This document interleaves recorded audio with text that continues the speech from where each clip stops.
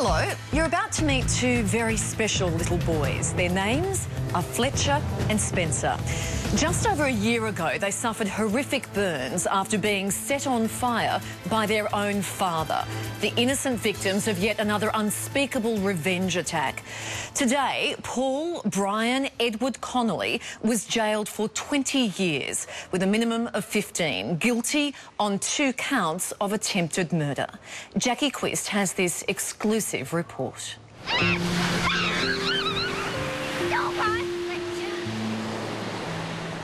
I look at them every day. I have to see this every day. Their scars might be on the outside, but mine are on the inside. Alison Lander is a mum who won't be beaten. Her loving bond with sons Fletcher, aged 9, and 5-year-old Spencer is obvious. And it's no wonder given what they've endured together this past year. Fletcher has had burns to 23% of his body. Spencer had burns to 37% of his body, and that includes full thickness burns to his shoulders and his neck. These 2 little boys survived an horrific attack inflicted on them by their own father. They are the innocent victims of Paul Brian Connolly, a man who refused to accept his marriage to Alison was over, and on December 6, 2012, attempted to murder his own sons. This is a man that I was married to for 13 years, the father of my children, that I thought loved his children. I trusted him to have those boys, and he betrayed that trust. They worshipped the ground that their father walked on. I would often snuggle up to their dad and often tell their dad that they loved him, and he would, you know, reciprocate, say that he loved them too. Often set up the Thomas train tracks on the floor for them so they could play with the trains. They do seem like everyday dads. They will present ordinarily as if there's nothing wrong. But when the high emotion involved with separation typically happened, then they will flip into this other persona. Over his 36 years in practice, forensic psychologist Ian Joblin has assessed over a dozen dads who have harmed or killed their own children. I don't think there's a name for it, but it's certainly and unfortunately seems to be a developing trend in serious crime. Wicked fathers like Robert Farquharson, who on Father's Day 2005 drowned his 3 sons in a dam. Child slayer Arthur Freeman sentenced to life for throwing his 4-year-old daughter Darcy off the Westgate Bridge. The children are used as instruments for revenge, and that means that that the father often doesn't take on any remorse. He's not self-deprecating. He can say to the mother of the children, "Look what you made me do," as if it's your fault, not my fault, it's your fault. And so he's offloading his guilt from himself onto her. We tried to do what we could to try and save the marriage. Yep. What was that? We went to marriage counselling, tried to spend more time together. Yep. And it was irreparable? From my side of it, yes. It was just 3 weeks before Christmas, and Alison set off in search of a new home for her and the boys. What she didn't know was that the soon-to-be ex-husband she'd left behind here had already hatched a plot so evil and so twisted it almost defies comprehension. It's not easy to think about it. I don't like to think about it, and quite honestly, I struggle to talk about it, yeah. What do you now know happened that day?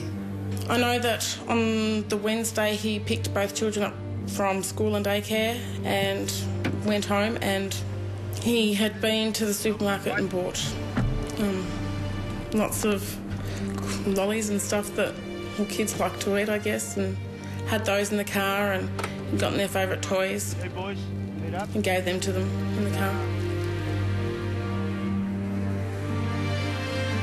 Both the children were still in the car and set the car on fire.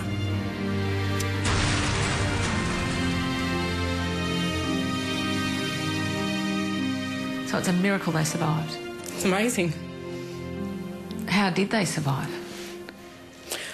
Fletcher tells me the story of getting himself out of the car, and then when I first saw him at the hospital in emergency, he tells me he dropped and rolled. And that was thanks to I think it's the fire brigade coming into the school and teaching them all about fire safety, and this was only a week or so beforehand. They might even recognise you. The boys spent months recovering in hospital. Little Spencer had a month in intensive care and 15 operations. He will need further surgeries. He had burns to his knees, hands, arms, neck, shoulders, face and head. His was so bad that the tips of his fingers on his left hand had to be amputated to the first knuckle. He's also got smaller ears. He's lost a lot of the lobes on his ears. But he hasn't lost his sense of fun. Spencer, an engaging, funny little boy. His older brother, though, understands exactly what happened that fateful day and knows why his looks are affected. He has struggled with it. Yeah, he's very self-conscious about it. He has a hat that he wears out in public all the time because he has a bald spot. I know you don't like it. You have to wear it. Alison devoted to caring for their burns, applying cream and pressure garments, all part of her daily routine. Well, I know there are a lot of very worthy causes, but I think this one is very worthy, and it certainly touched the hearts of people, knowing that the boys were so young. Family friend Mark Whittle heading a community effort to support the family into the future.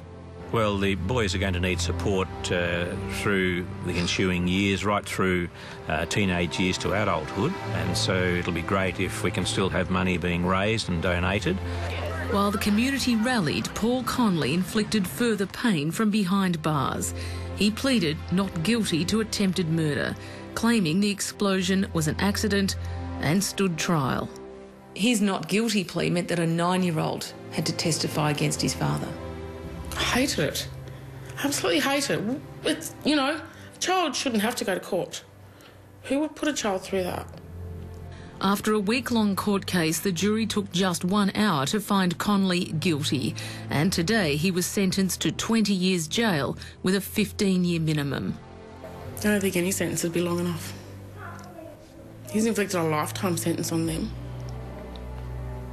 They're going to grow up and look in the mirror every day and see what he's done.